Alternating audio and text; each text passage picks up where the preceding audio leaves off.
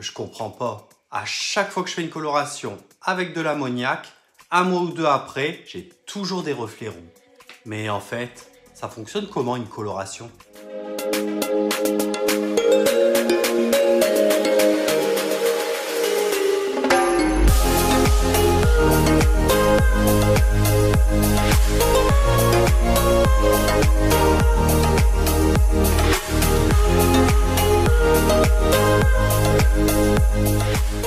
Salut à tous, c'est Jordan, j'espère que vous allez bien.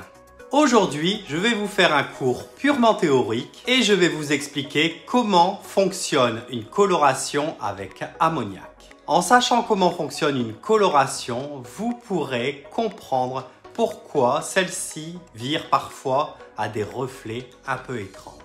J'en suis à peu près à ma 70e vidéo théorique. On va donc commencer à relever le niveau de vocabulaire professionnel. Une coloration avec ammoniac, en langage pro, on appelle ça une colodoxydation.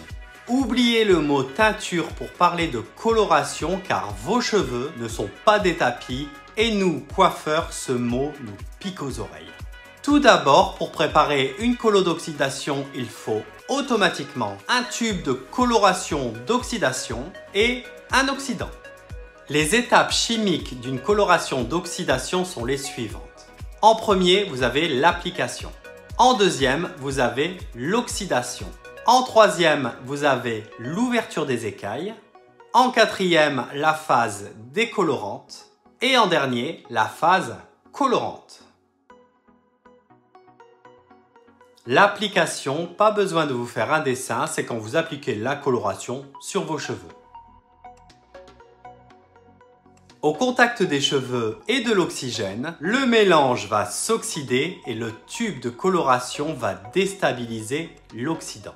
En bref, le tube de coloration et l'oxydant ensemble s'activent et comprennent que maintenant, il faut bosser. Étant composé d'ammoniac, le tube de coloration individuellement va avoir comme première action de faire gonfler vos cheveux. En gonflant, les écailles de ceux-ci vont s'ouvrir. Les écailles sont ouvertes, l'oxydant va pouvoir rentrer en action individuellement. Celui-ci va pénétrer au cœur du cheveu et va oxyder en libérant de l'oxygène les pigments naturels de celui-ci. En faisant cela, les pigments naturels de votre cheveu vont tout simplement s'éclaircir. Les écailles sont toujours ouvertes. Les pigments naturels du cheveu se sont éclaircis. Maintenant, le tube de coloration et l'oxydant vont agir ensemble. Ils vont révéler et déposer les pigments artificiels que vous avez choisis en achetant votre tube de coloration au cœur du cheveu. En bref, quand vous faites une colodoxydation, vous avez une première phase où les cheveux vont se décolorer avant d'être colorés. Mais t'avais pas dit une fois que quand on décolorait un cheveu, on avait automatiquement des reflets chauds? Et voilà, c'est exact. Quand on décolore un cheveu, on a automatiquement ce qu'on appelle un fond d'éclaircissement.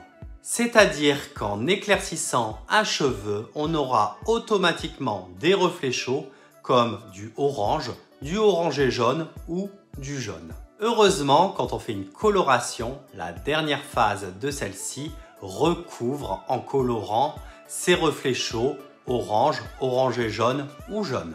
Le problème, c'est qu'avec le temps, les mauvais shampoings ou les mauvais soins, etc., ces pigments artificiels s'en vont.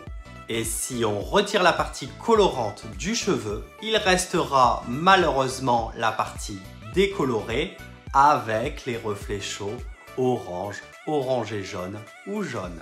Et voilà pourquoi, un mois ou deux après votre colodoxydation, vous vous retrouvez avec des reflets chauds, orange ou jaune. Bien sûr, vous voulez savoir comment faire pour éviter ce problème qui arrive chez beaucoup de femmes.